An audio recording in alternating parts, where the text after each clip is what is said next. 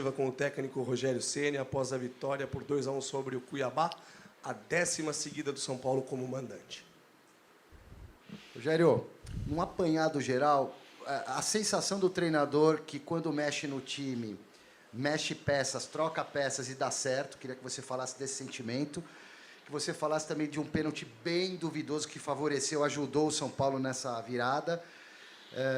E se o time te agradou hoje, diferentemente das últimas partidas. Obrigado. Eu acho que jogou melhor, boa noite, eu acho que jogou melhor, jogou como alguns jogos atrás aqui no Morumbi, criando bastante oportunidades de gol, né? Finalizando bem mais do que a gente vinha finalizando nos últimos jogos. Sobre o pênalti, realmente pode gerar alguma dúvida, né? Aquele primeiro, né? Que a bola bateu na mão do jogador do Juventude, do Cuiabá, né? E o segundo, houve a carga, mas eu não sei, vocês acham que não foi pênalti, é isso ou não? Quem que acha que não? Eu acho que teve a carga atrás, eu acho que o juiz apitou com bastante convicção, estava próximo ao lance, né? Não foi um pênalti nem que foi para VAR, foi um pênalti apitado antes. E poderia até ter interpretado como uma mão, que a bola pegou direto na mão, no cruzamento. Mas eu acho que o time criou mais, jogou melhor do que nos últimos jogos, precisa melhorar muitas coisas, como, por exemplo, não pode ir com 2-1, um jogador a mais, não atacar o adversário, manter posse de bola, ao invés de tentar definir o jogo, fazer o terceiro gol. Principalmente porque nós só tínhamos praticamente atacantes dentro de campo, né? Nós jogamos com 2 laterais, Rafinha e Léo, né, por trás, e o Arboleda, o único zagueiro, e o resto do time todo para frente. Então nós jogamos em função do gol e gastamos os últimos 5, 6 minutos, em vez de tentar ser objetivo para fazer o terceiro e não correr risco, como as 2 faltas que tiveram frente ao gol, nós ficamos com posse de bola e deveríamos ter tentado resolver o jogo, fazer o terceiro gol, porque aí desestimularia toda a equipe do Cuiabá. Rogério, tudo bem? Boa noite.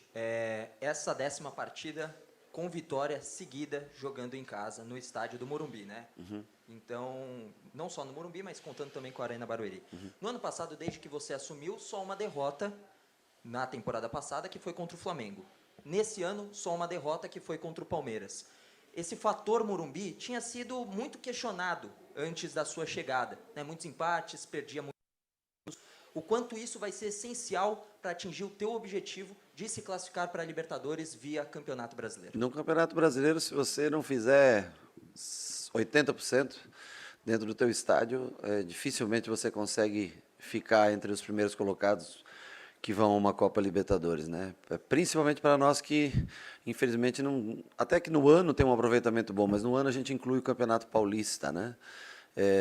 Nós jogamos 3 jogos fora, empatamos 2 e perdemos 1, ou seja, são 2 de 9, é pouco, né? Nós precisamos tentar achar uma vitória fora de casa para a gente vir com ânimo renovado para o Morumbi. Mas aqui a gente tem o nosso torcedor, nosso lado, um bom gramado para se jogar. Os jogos que a gente perdeu no ano, que foi, você falou, que foi Flamengo e Palmeiras, aquele Flamengo foi um jogo atípico, porque nós tivemos uma expulsão, tomamos um gol com 30 segundos, uma expulsão com 8 minutos e o jogo acabou logo no começo. E contra o Palmeiras foi um jogo bem disputado, esse 1-0 foi um jogo bem disputado. Então eu acho que mostra força, o conhecimento nosso do gramado. Acho que o Morumbi mostra que ainda é um fator de diferença para nós São Paulinos. Rogério, parabéns pela vitória. Muitos jogos, né, tiveram fora de casa e agora uma sequência de jogos em casa, né? E tem o Corinthians, que é fora, sim, né? Itaquera, tem que vencer lá. Você está pensando, tem jogo no meio de semana, vai priorizar alguma coisa, vai poupar jogadores? O que você está pensando? Amanhã folga e na terça-feira começa todo o processo? Nós íamos treinar amanhã, mas a gente vem de jogos consecutivos, né? E então nós resolvemos que seria melhor o descanso para eles amanhã e voltar terça de manhã já a trabalhar. Na terça eu vou fazer uma avaliação melhor, ver como cada um está. Nós temos um jogo da nossa chave na quarta-feira, onde nós já saberemos o resultado, o que a gente precisa, o que a gente vai enfrentar. Acho difícil repetir a equipe, porque a gente já jogou quinta e hoje com poucas mudanças, né? Alguns jogadores não tem como, tem que dar uma descansada. Mas vamos fazer um São Paulo forte em busca da vitória, em busca da classificação na Copa Sul-Americana quinta-feira. Ceni, boa tarde. A gente às vezes costuma falar sobre os lances que entram, mas não tanto, sim, sobre os que não entram. E o São Paulo teve diversas chances para marcar de cabeça. Verdade. Em lances de escanteios, em faltas laterais, enfim. você, quando estava no Fortaleza, inclusive chegou a ter um especialista em bolas paradas, então eu imagino que seja uma fase do jogo que te interesse bastante, assim como a organização defensiva, ofensiva e as transições. Então eu queria que você falasse especificamente sobre a questão da bola parada, o quanto era importante no seu trabalho, quanto tempo você destaca para ela e o quanto ela define jogos e eventualmente até campeonatos. Eu acho que a bola parada é responsável no mínimo por 40% de gols em campeonatos. Depende muito de que time você tenha dentro de campo, quantos bons cabeceadores, se você tem um bom batedor. Nós dedicamos o tempo de acordo com da possibilidade que a gente vê de fazer o gol de escanteio. Por exemplo, se eu jogo com 3 zagueiros, Arboleda, Diego e Léo, né? Com mais Caleri. Se eu tenho um Colorado de primeiro volante, por exemplo, eu tenho 5, 6 jogadores altos, ou seja, eu posso gastar mais tempo porque deve fazer efeito positivo essa bola parada. Se meu time é um time um pouco mais baixo e tem que construir pelo chão, entrar com bola, é o que a gente trabalha mais na semana. Não trabalho tanto a bola parada, mas sim, a gente analisa muito vídeo de bola parada para tentar encontrar espaços para cabeceio e também defensivamente para sofrer o mínimo possível. Mas é um momento do jogo, é um quinto momento do jogo, né, das transições, da parte defensiva, ofensiva. Eu acho que é um momento que se torna importante. Poderíamos ter feito, no mínimo 2 muito bons cabeceios do Arboleda, um na trave e uma defesa muito boa do Walter, né? Poderíamos ter feito gols como a gente fez em outros jogos. E eu acho que quanto menos recurso técnico, mais você investe em bola parada. Né? Não que o nosso time seja um time que não tenha, nosso time muito pelo contrário, hoje criou muito pelo chão. Mas eu gosto bastante de tentar observar os adversários, ver onde estão os buracos, onde estão as falhas e tentar aproveitar isso. Para isso você precisa de um bom batedor. Hoje nós improvisamos um pouco o Wellington, que não é sempre ele que bate, né? Normalmente é Reinaldo. E o Igor bateu, mas aí eu perco um jogador de puxada de primeiro pau, ou de fechamento de segundo. Então, assim, quando a gente tem um time mais alto, por exemplo, o Diego é muito bom cabeceador também, assim como a Arboleda, cabeceador ofensivo, a gente tenta explorar mais esse tipo de jogada. Mas é um momento extremamente importante do jogo, sim, tanto para não sofrer gols, quanto para definir jogos a seu favor. Rogério, Sim. Falando do Nicão, ficou 5 jogos fora, lesão, voltando, ele falou que sabe da responsabilidade dele, camisa 10, importância dele fazer um gol, mas só completando também, você perguntou se a gente acha que foi pênalti. O Lugano, no programa, falou que não foi pênalti. Aí é difícil discordar dele também. Do Lugano? Não é meu amigo mais. Qual foi a primeira parte da pergunta? Eu vou ligar para o Lugano já aqui, vou falar com ele. O Nicão entrou muito bem no jogo. O Nicão ficou parado muito tempo, um problema no tornozelo. O Sara também parou numa época parecida, nós tivemos 2 jogadores com problema de tornozelo. Ele voltando agora fez alguns treinamentos separados para poder entrar em ritmo com o time. Não estava pronto ainda no último jogo para que fosse para o jogo. Hoje ele não aguentaria o jogo inteiro, mas eu achei que ele aguentaria boa parte do segundo tempo. Entrou, fez uma função importante, primeiro mais aberto, né? Enquanto o Luciano estava por dentro, depois o Éder por dentro, ele mais dentro ainda, e o Rigoni daí ocupando a posição que é dele, né? Que ele estava, na verdade. E teve a felicidade, ajudou o desvio também, acho que a bola, tenho dúvida se ela ia na direção do gol, né? Ela desvia no jogador do Cuiabá e acaba entrando, mas independente disso, do gol, a assistência também que ele deu pro André, né? Ele foi participativo, muita virada de jogo, é um jogador que tem boa proteção de bola. Eu acho que foi talvez uma das melhores participações dele em jogos desde que ele chegou aqui. A gente espera contar mais vezes com ele dentro de campo, deu bons sinais no dia de hoje. Rogério, você citou outro personagem aí, o André Anderson. Hoje entrou bem, numa posição mais central, o Igor Gomes recuando um pouco mais. Queria te ouvir sobre o que você tem achado da evolução desse jogador, readaptação. O André Anderson, é uma pena a gente não ter a Sul-Americana para ele. Se a gente tivesse a Sul-Americana para ele jogar, ele estaria num estágio bem mais avançado. Então ele é um jogador que tecnicamente é bom, condução de bola, ele bate bem, ele tem boa finalização, arranque. Nós colocamos ele no segundo tempo porque nós vimos que nós dominaríamos o jogo, passamos o Igor para baixo, que tem melhor construção de jogo, e ele que tem jogando mais próximo dos 2 homens de frente, né?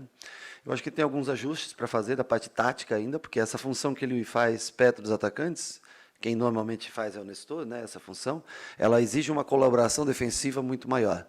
Hoje, porque boa parte do segundo tempo o Cuiabá teve com 10 e facilitou um pouco esse trabalho. Então, assim, alguns entendimentos da parte tática ainda são necessários para que ele possa ter mais minutos para jogar. E eu, novamente, lamento não ter a Sul-Americana, porque senão tenho certeza que ele já teria se desenvolvido bem mais. A gente espera também poder, né, nesse rodízio de jogadores, usar cada vez mais o André. Boa noite, Rogério. Você citou a Sul-Americana. Queria saber como que está esse planejamento. Você falou que ainda precisa avaliar os próximos resultados, mas como é que está esse planejamento, considerando que logo depois da Sul-Americana tem também um clássico contra o Corinthians? O que a torcida pode esperar dessas equipes que vão para campo? Uma outra pergunta também. O Cuiabá estava contestando, além do lance do pênalti, a questão da expulsão do Jonathan Cafu. Queria que você avaliasse essa circunstância também. O que o Lugano falou da expulsão? Não foi? Eu achei que foi um lance... Eu achei que não foi proposital. Mas eu achei que se o Arboleda deixa a perna firme, quebrava a perna do Arboleda. Eu acho que foi um lance que ele foi... Não foi para machucar o Arboleda, mas acabou pegando de cima para baixo na cara. Eu achei que foi um lance bem... Eu achei que foi expulsão correta. E se o Lugano disse que não é para expulsão, aí eu já não sei mais nada, porque já que ele estava falando, né? Que para o Lugano pouca coisa era expulsão, na verdade, né? Gerard que o diga que era pouca coisa que era expulsão. E para o Corinthians nós vamos ter um time mais forte que a gente puder amar dentro das melhores condições. Por isso que eu digo que nós vamos analisar na terça-feira, vamos começar a formatar um time para quinta-feira. E na quarta tem o jogo entre Everton e Ayacucho. Ayacucho e Everton, na verdade, né? Então vamos analisar bem o resultado e só vamos definir o time na quinta-feira para ver o que a gente precisa para esse jogo. Claro que nós queremos vencer, mas nós queremos vencer desgastando o mínimo possível, né? Um time que possa treinar um pouco mais para esse jogo contra o Corinthians, que é um jogo dificílimo. O Corinthians aí na liderança do campeonato, vem jogando bem, né? O seu treinador vem encontrando caminhos diversos, alternativas, mudanças táticas, 3 zagueiros, linha de 4 mudando bastante. Hora joga com Renato à frente, Renato no meio, seja um cara que tem ousadia para mudar bastante. E nós vamos tentar achar o melhor São Paulo possível, porque nós sabemos do que vale um São Paulo e Corinthians, um Corinthians e São Paulo, onde quer que seja, tanto é que a gente ainda não conseguiu vencer o Corinthians na casa deles. Rogério, boa noite. Por ser o treinador e por conhecimento de causa também, depois da saída do Volpi, Sim. como que você enxerga a situação hoje dos goleiros do São Paulo? Primeiro eu quero agradecer o Volpi pelo profissionalismo. Eu nunca vi um cara treinar tanto, com tanto afinco, com tanta dedicação. Treinava muito todos os dias. Eu até falava para ele treinar um pouco menos, porque se eu treinasse o que ele treinava, eu não teria aguentado chegar aos 42 anos jogando. É uma escolha, eu acho que também se valoriza o profissional que não aceita, no bom sentido, né? Ficar, talvez, na posição que ele não desejava no começo do ano, foi atrás do seu futuro e desejo o melhor para ele. Segundo, no momento não há possibilidade de contratações até julho 18, pode ser? 18 de julho, se eu não me engano, que é quando abre a janela. Então nós temos o Thiago Couto, é um goleiro que eu vejo ele como um goleiro que sabe jogar muito bem com os pés, calmo, tranquilo. Está para uma renovação de contrato, aí vai depender dele, do empresário que queiram fazer. Mas, a princípio, eu não conversei com ninguém, nenhum goleiro. Nós não fomos atrás de nenhum goleiro. Podemos analisar no mercado até julho. E antes de julho, vocês podem, tudo que for falado de goleiro é especulação. Para mim, a princípio, o Thiago Couto fica como segundo goleiro. Se eu achar que ele vai ter oportunidade de jogar, e se eu achar que ele corresponde, ele pode se tornar o segundo goleiro em definitivo, sem que a gente, mesmo porque não temos, gaste dinheiro para trazer um novo profissional. Oi, Rogério, boa noite. Também sobre a questão do Volpi, dessas saídas dessa semana, teve também o Marquinhos. Sim. Você tem alguma perspectiva de perder outros jogadores nos próximos dias, semanas? Como é que você teve algum retorno da diretoria sobre outros casos? Não que tenha sido falado para mim. O Marquinhos também foi uma coisa muito repentina. Aliás, os dois foram, tanto que o Volpi me perguntaram na última coletiva e eu realmente não sabia. Começou o zum naquele dia no jogo contra a Juventude, né? E se definiu, parece que em um dia. Então, eu não sabia. Do Marquinhos já tinha ouvido falar por algumas coisas de contratos, problemas, né? Que foram passados aí, que foram feitos errado. Acredito sim que possa ter alguma saída no meio do ano, na hora que abre a janela, porque o clube, ao que me parece, precisa desse dinheiro. Eu espero também que haja possibilidade de alguma chegada, né? Porque em alguns setores nós precisamos ainda ter mais opções, né? Mas, assim, primeiro vamos comemorar a vitória hoje, se preparar para quinta e depois aí domingo. Domingo é jogo que vale campeonato sempre. Contra o Corinthians é sempre Palmeiras, Corinthians são sempre clássicos importantes para a gente que mora em São Paulo. Cerramos então com o técnico Rogério.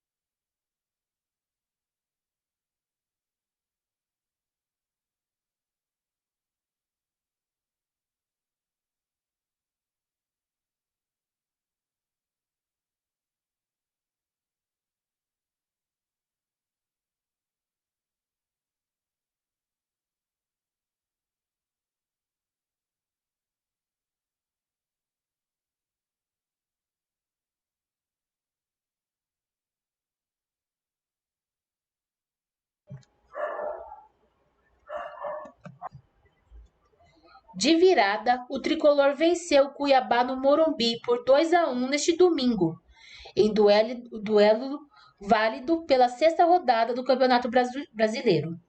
Caleri e Nicão balançaram as redes para o tricolor. O resultado deixa o time com 11 pontos no torneio nacional, se aproximando da ponta de cima da tabela de classificação. O próximo compromisso da equipe de Rogério Ceni será pela Conmebol Sul-Americana. Na quinta-feira, dia 19, às 21h30, o tricolor recebe o Jorge Wilstermann da Bolívia no Morumbi.